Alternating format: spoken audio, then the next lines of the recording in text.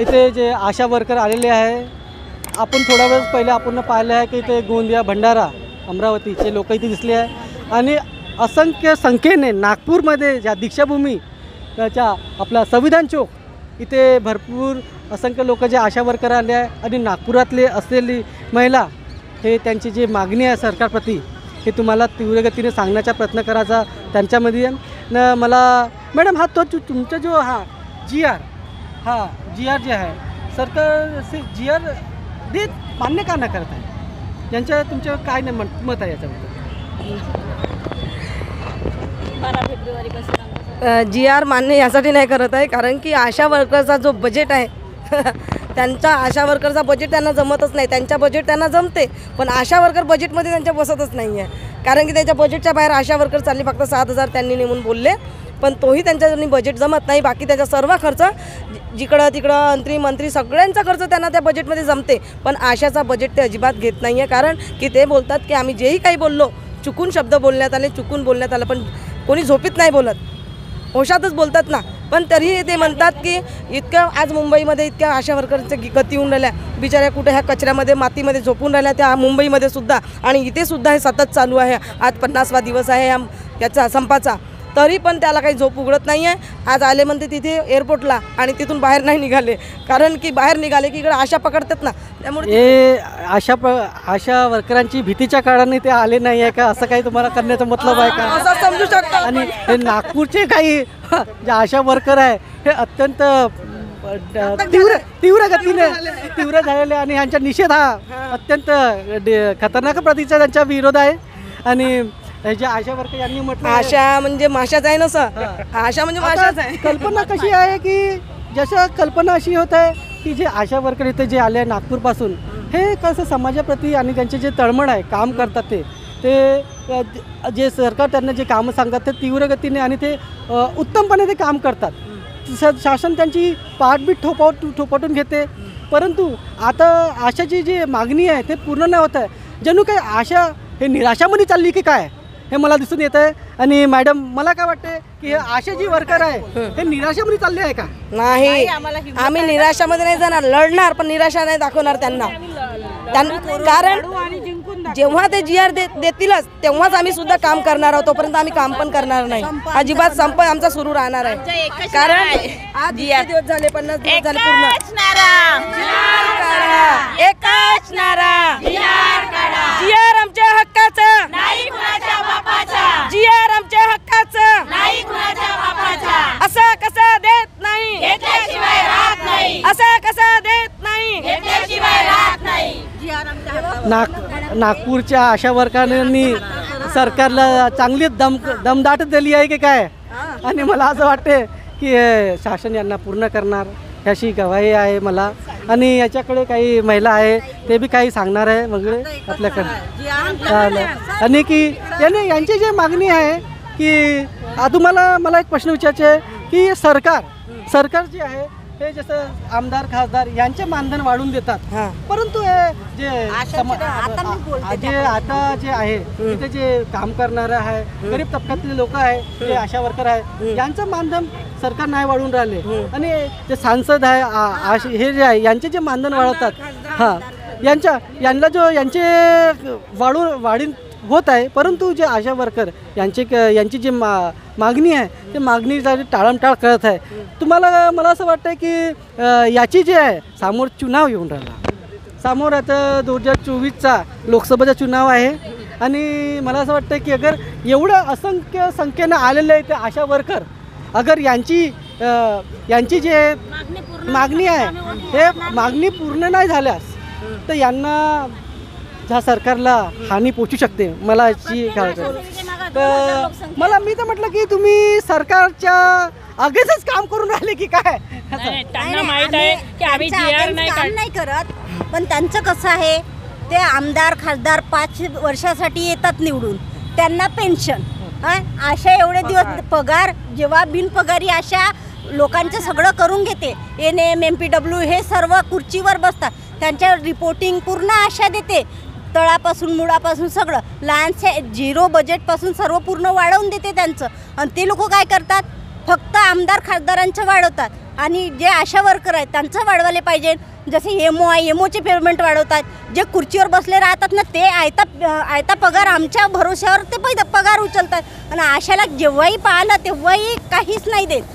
त्यातही 3 महिने आज 4 महिने झाले आशांना पेमेंट नाही आहे. कुणाकडे माणूस नाही आहे. कोणी बाई स्वतःहूनच करत आहे. कुणाचे छोटे छोटे मुलं आहे, कोणी विधवा आहे, कोणी घटस्फोटीत आहे. ज्यांच्याकडे कोणी करणारं असलं तर त्यांचं भागून राहिलं. परिस्थिती इतकी नाजूक होऊन गेली आहे की बाया भांडे गाण ठेवून आपलं सगळं बरोबर त्याच्याकडून पैसा घेऊन इथे मोर्चामध्ये येऊन राहिले. तेव्हा सरकारला समजलं पाहिजे ना. जे आता तुमच्या समोर जे आता जे महिला आशा वर्कर महिलांनी जी गोष्ट सांगितली आहे की यांनी जे सांगितले आहे की यांनी जे आशा वर्कर जे त्यांचे जे काम करत आहे आणि त्यांच्याजवळ परिस्थिती नसली हवी चांगली तरी पण ते आपल्या कामासाठी. अच्छा, मला एक प्रश्न आहे की ह्या तुमची जे मानधनाची आहे 7,000 ते त्यांनी शासनाने याला मान्य केलं होतं का? मान्य केलं होतं. लेखी दिलं त्यांना. त्यांनी हमी दिली. त्यांनी बोलले फक्त तुम्ही लेखी 2-4 दिवसात ते GR काढणार होते. कुठं बदली झालं आणि कुठं त्याचे डोकं पलटलं की त्यांना असं वाटतं आम्ही चुकीचा निर्णय घेतला. झोपेत नशेत एवढं नंतर आम्ही तुमचा GR काढतो तर आम्हाला मागे घ्यायला लावला आमचा GR आमचा मोर्चा. आणि मग आम्ही मागे घेतला त्यांच्या म्हणण्यानुसार. आम्ही तुमचं करून देऊ, तुम्ही कामावर रुजू व्हा.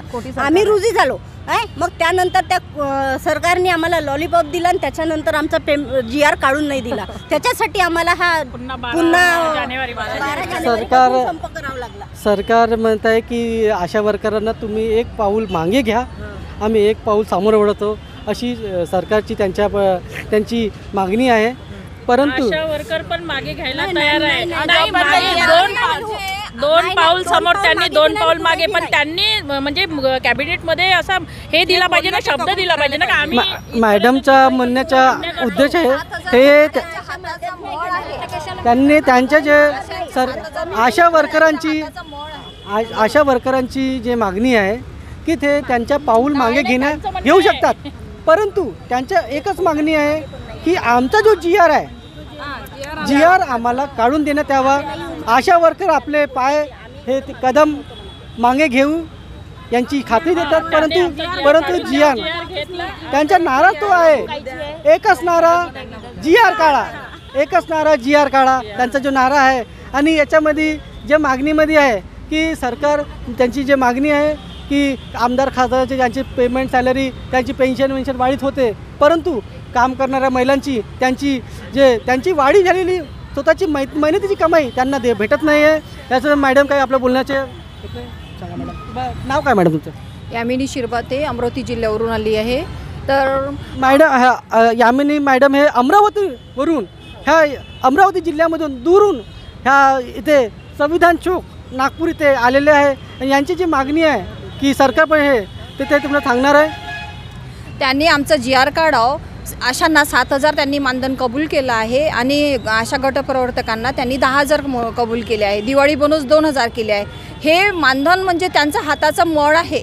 त्यांचं एवढं पेन्शन हे सरकारनं मान्य केलेलं होतं. हे मान्य केलेलं होतं म्हणून तेच मागत आहे आम्ही त्यावर गेलोच नाही. 2 पावलं आम्ही त्याच्यापेक्षा जास्त मागतच नाही आहे. त्यांनी जे कबूल केलं त्याच्यावरच यावं आणि तेच द्यावं. आम्ही त्याच्यातच खुश आहोत. त्यांनी तेवढंच द्यावं. आम्ही त्यांच्याबद्दल बाकी त्यांचं जे काही पेन्शन आहे एवढं सारं वाढवते आम्हाला त्यांचंही काही म्हणणं नाही आहे. पण आम्हाला पोट भरणे इतकं तर द्या. आमची मुलं बाळत आम्हाला शिकू द्या. एवढं मोठे वाढून ठेवलं आहे हे सगळं. हे महागाई वाढवली आहे. मुलांचं शिक्षण एवढं महागडं झालं आहे. मग आम्ही लोकांनी काय करायचं? का मराचं? एक तर मग आम्हाला पेन्शन देत आम्हाला एवढी वाढ देत नसन 7,000 रुपये त्यांनाही गटप्रवर्तकांना देत नसन तर आम्हाला मरणाचं हे तरी द्या. आम्ही सगळे मरायला तयार आहोत जर आम्हाला एवढं पेन्शन मिळत नसन तर त्यांनी संमती द्यावं आम्हाला. हे आपल्याकडे जे अमरावतीतून आलेले जे आशा वर्कर आहे ज्यांनी ज्यांच्या आंदोलनाची पद्धती यांचे जे भावनात्मक त्यांचे जे आहे का यांची मागणी पूर्ण करावी, नाहीतर आम्हाला मृत्यू तरी द्यावा यांची अशी मागणी आहे. मॅडम अमरावतीतून आलेले आहे आणि मला वाटते अजून इथे भरपूर जे काही अमरावतीत अजून मॅडम आल्या. कोरोनामध्ये आईला आई आणि लेकरू हॅलो मॅडम. कोरोना काळामध्ये एक आई लेकरू. मॅडम आप तुमचं नाव काय? माझं वैशाली बोरकर, नागपूर जिल्हा. अच्छा, बोला. कोरोना काळामध्ये एक लेकरू आईला ओळखत नव्हतं ना आई लेकराला ओळखत नव्हती. त्या काळात आशा वर्करनी स्वतः हात लावून टेम्परेचर घेतलं, ऑक्सिमीटर घेतलं, औषधी दिल्या. हे डॉक्टर लोक दुरून दाखवत होते फक्त रस्ता, पण येत कोणीच नव्हतं. रात्रीचे 10 आणि 11 वाजता मी जात होतो पेशंटच्या घरी. पेशंटच्या घरी रात्री 11, 10:30 आम्ही जात होतो. रात्री जर आम्हाला फोन आला की ऑक्सिजन लेवल खूप कमी झालेलं आहे, तर आम्ही तुरंत आमची झोप, खाणं घेणं सगळं सोडून त्या पेशंटकडे जायचो. या सरकारला लाज वाटायला पाहिजे का ज्या एवढी मदत करणाऱ्या ज्या आशा आहे, मेन म्हणजे आरोग्याविषयी ज्यांनी आपल्या जीवाची पर्वा न करता एवढी मेहनत घेतलेली आहे, तरी या सरकारला लाज वाटत नाही. एकनाथ शिंदे मुर्दाबाद. कमल मारबते, कनान PSC. गेले 50 दिवस झाले आम्ही संविधान चौकामध्ये मोर्चा घेऊन बसलेलो आहो. मुंबईला पण गेलो, तिथे पण किती हाल झाले आशा वर्करचे. आणि हा सरकारला म्हणजे आमची दया येऊन नाही राहिली आहे. त्यांनी तोंडातून तर बोलून घेतलं, पण हे झोपेत बोलले का? झोपेत नाही बोलले तर मग आमच्या मागण्या पूर्ण करायला पाहिजे ना. आमचे किती हाल उरलेले. आमच्याजवळ जाण्या येण्याकरता पैसे नाही. आम्ही इकडून आधार घेऊन आणि इथे मोर्चासाठी येऊन राहिलेलो आहो. मी एकच सरकारला सांगू इच्छिते, अगर आमच्या मागण्या पूर्ण झाल्या नाही तर येणाऱ्या इलेक्शनमध्ये आम्ही कोणी वोटिंग करणार नाही आणि कोणालाच निवडून देणार नाही. कोणीच अशा वोट नाही करणार. या मॅडमने तर जणू काही सरकारला चांगलं धारेवर धरलं आहे. 70,000 आशा वर्कर आहे. 70,000 आशा वर्कर आहे. 70,000 आशा वर्कर आहे. शासनाने यांची मागणी तुरंत पास करावी आणि यांना तुम्हाला सत्तेमध्ये करणारच नाही. घरच्या लोकांना वोटिंग करू देणार नाही. घरच्या लोकांनाही करू देणार नाही. आणि आपल्या आजूबाजूच्या नातेवाईकांना दोन पाऊल इकडे बघा. हे महिला आहे, अर्धी शक्ती आहे, अर्धी नारी आहे आणि याच्यामध्ये यांची जे आहे यांच्या लोकांमध्ये अर्धी जे आपली जी शक्ती आहे, यांनी अगर सरकारच्या सरकारने यांनी मागणी पूर्ण नाही केली तर यांना समोरच्या जे चुनाव आहे निवडणुकीला यांची नाराजगीमुळे सरकारला त्रास होऊ शकते, म्हणून म्हटलं. आणि सर आम्ही आशाच नाही तर आमच्या गावामध्ये 100-200 पूर्ण लोकसंख्या आहे आणि पूर्ण बचत गटाच्या महिलांना आम्ही हे करून आशाच्या मागे 1000 लोकसंख्या आहे. हे त्यांनी विचार करून आमचा निर्णय GR काढावा. एका आशाच्या मागे 1000 आणि त्यापेक्षा सुद्धा जास्त. वोट देऊ देणार नाहीच आहे आम्ही. आम्ही ज्या ते एवढे दिवसपासून त्याच्या लहान मुलाचं हे ते करता आमच्या एका शब्दावर त्या लोकसंख्या एवढी म्हणजे काम करते. आम्ही जर त्याला वोटिंगचं नाही म्हटलं तर त्या देतच नाही वोटिंग. आणि आम्ही आमच्या पाठीमागे 1000-1500 लोकसंख्या एका आशामागे, त्यांना पण वोटिंग मिळणार नाही आहे. आम्ही त्यांच्या मागे आई बहिणीसारखे उभ्या राहतो. प्रत्येक वेळेला आरोग्याचा जेव्हा प्रश्न येतो तेव्हा मग त्या आमचं ऐकणारच आहे, म्हणून आम्ही जाणारच नाही आहे. सोडणारच नाही. सरकारप्रती त्यांचा जे म्हणण्याचा उद्देश आहे की त्यांच्या इथून GR त्यांचा निघला पाहिजे आणि त्यांचा जे म्हणण्याचं आहे त्यांचा एकच आहे की त्यांचा एकच नारा आहे, एकच नारा.